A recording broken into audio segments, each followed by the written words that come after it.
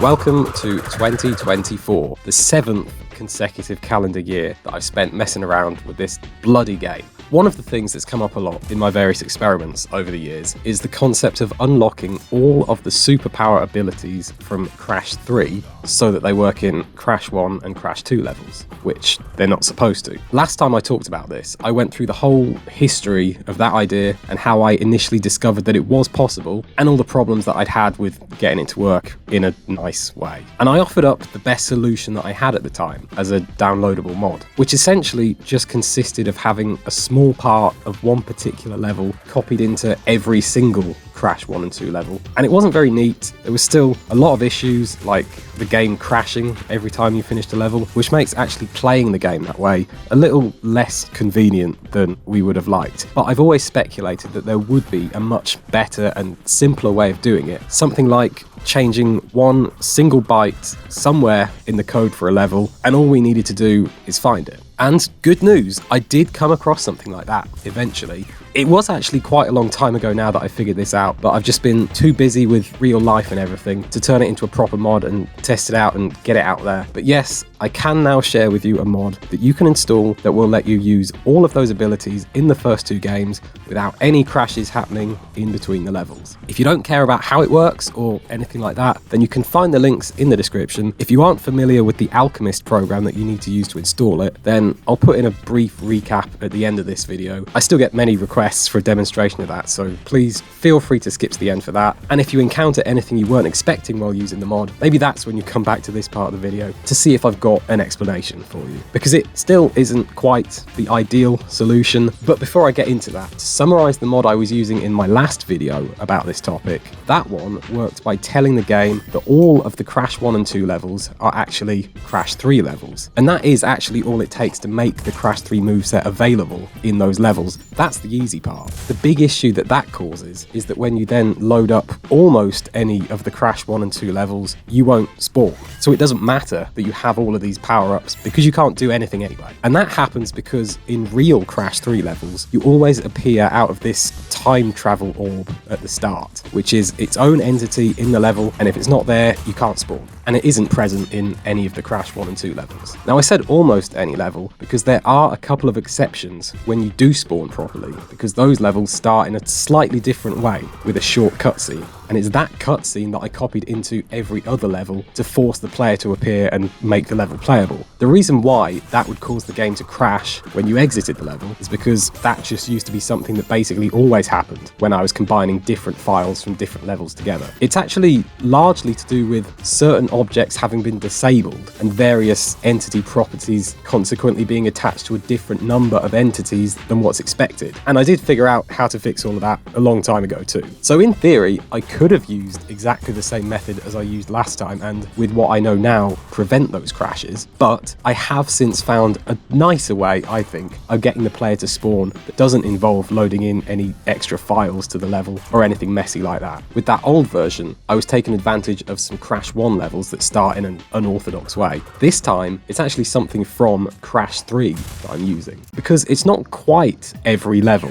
that begins with you popping out of these magical orbs. That never happens with any of the boss fights. What actually happens in the Crash 3 boss levels is that you spawn in using the same warping effects as in Crash 2 levels. You might not have ever even noticed that happening because there's always a cutscene going on to introduce the boss character, so the player's off screen when that happens, unless you skip the cutscene fast enough. So this is something similar to what happens with those Crash 1 levels that start with cutscenes. There is a little bit of extra code in there that forces you to spawn even when you normally wouldn't. And like, you switch any boss level from the first two games into Crash 3 mode, and it will work just fine because of that, without any extra steps. But that in itself isn't that beneficial, really. You could, in theory, copy that relevant element from one of those boss levels into all the normal levels and fix the spawning that way, but that's more or less exactly the same as what I did before, just using a different source. What is useful to us is the fact that this seems like it might not have always been the way that the developers planned to force you to spawn properly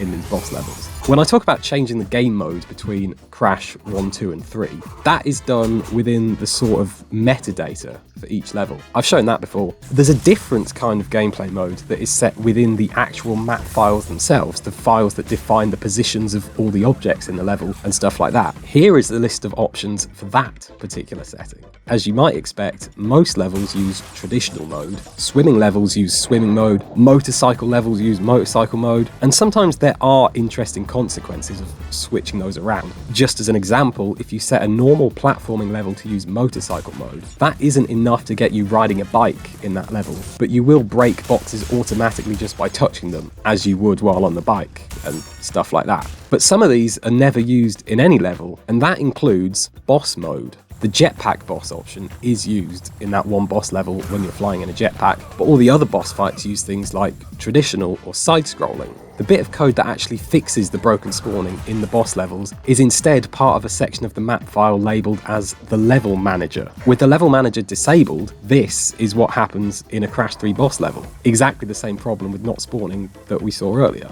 Although in most boss fights you will get attacked quite quickly and then you'll respawn properly when you're killed, which does prove that you are still secretly there even when you don't appear when you load the level up. The warp orb you can see back there is actually the level exit, by the way. That's totally separate to the entrance that's missing. It just appears from the start when the level manager is turned off. And the level manager is also the thing that prevents you from using the bazooka in boss fights, so that also works again when it's disabled, which is fun. And as a side note, if you're wondering about Aegipus Rex, which is the one standard Crash 3 level that doesn't use the orb entrance, I actually don't know how that works. That's something different. Anyway, this is all well and good, right? But like I said, just copying the level manager element from one of the boss levels would be exactly the same as the way I copied a cutscene from a different level to get the player spawning correctly. The reason why I speculate that this wasn't always the way that the developers themselves addressed this problem is because of that boss mode that is listed but never used. Or rather, it's the fact that if you do tell a level to use that gameplay mode, it does still work, despite it being obsolete. Crash 1 level, running in Crash 3 mode, gameplay mode set to boss, and you spawn in using those same Crash 2 warping effects without any additional crap copied into the level. It all just works. And that is what I meant when I said I found a way to do this by just changing 1 byte. Because that gameplay mode property is just a number, and when it's set to 2, that means boss mode. And that ensures you will always spawn when the level first starts in a way that shouldn't ever cause the game to crash when you finish the level. There are still some issues, because of course there are. The main problem now, something that still occurred with the old mod but wasn't relevant because the game crashed constantly, is that when you do exit a level, because the game thinks you're playing Crash 3, you'll be taken back to the Crash 3 level hub, the time twister. So if you were playing a Crash 1 level and you wanted to then play the next level, as you normally would when playing a video game, you'd have to quit out of here, back to the menu, go back into Crash 1, find that level on the map, and load it manually. The good news is I found a way to stop that from happening many years ago now, but because I'm modifying the same file to fix both games, I can't have both working at the same time. So when it comes to installing this to your own game, there's 2 separate mods for Crash 1 and Crash 2. I did do that last time as well anyway. To get it working, just pick whichever one you want to try first, download it, and I should mention that installing either of these will sort of stop Crash 3 from working properly too, while they're installed. Sorry, if you haven't used Alchemist before, you'll need to set the game directory in the settings here. If it's the default file path, like mine is, then it should detect that automatically. Otherwise, you can browse for it here, then just go to File, Install AlchMod, click the one you want to install, and that should be it. If you have the old versions of this mod installed already, this might horribly break everything. There is the uninstall option here, but this is still an extremely unfinished piece of software, so it never really works properly. The easiest way to avoid interference with other mods is always just to go into your game files and delete update.pack, which will set everything back to vanilla before you install any new stuff. Of course, back that up first if you want to, if you understand what that means. I personally have millions of backups of update.pack. No idea what most of them even are, but they're there if I ever need them, if I remember that I did something interesting on a random date 4 years ago. What's really important to back up, if it's something you care about, is your save data, because switching game modes around can cause a lot of confusion and conflation of your progress across the 3 different games. If you're not a filthy cheating hacker like me, and you've put a lot of work into beating everything and setting good time trials and stuff like that, always back it all up before doing anything like this, seriously. I can actually share with you a little trick that I use to easily jump between different sets of saves without having to move or copy any files, although having backups is always the safest option. But let's say, for example, you wanted to play through Crash 1 with all the superpowers on a brand new fresh save without risking your legit progress. In your game directory, next to the executable, there's this build.xml file.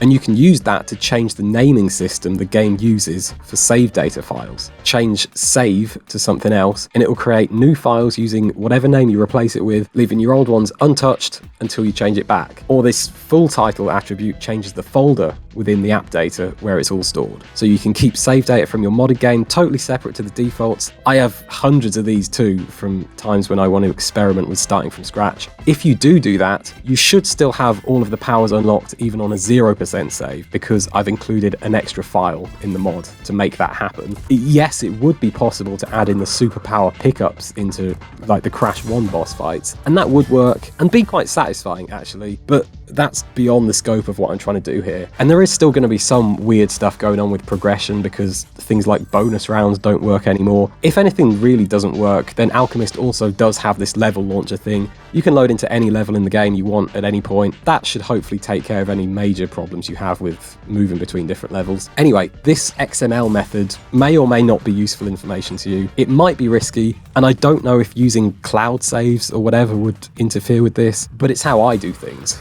if you think that I set a good example. And I hope that after, I don't even know how much time I've spent on trying to come up with the neatest possible way to achieve this, I'm mostly satisfied that I'm done with this for now. That's not to say there isn't plenty more stuff that can be done by screwing around with how characters work in this game and the things they interact with. And this is far from the most interesting thing I found you can do by poking around the boss levels. I have a whole other video I've been planning to make about all of that stuff, which has sort of been a work in progress ever since the last, actual proper video that I made, which was about a year ago now. But, real life, etc. At least I can finally tick off releasing this marginally better version of a mod I already made years ago off the to-do list. Sorry if it breaks your game completely.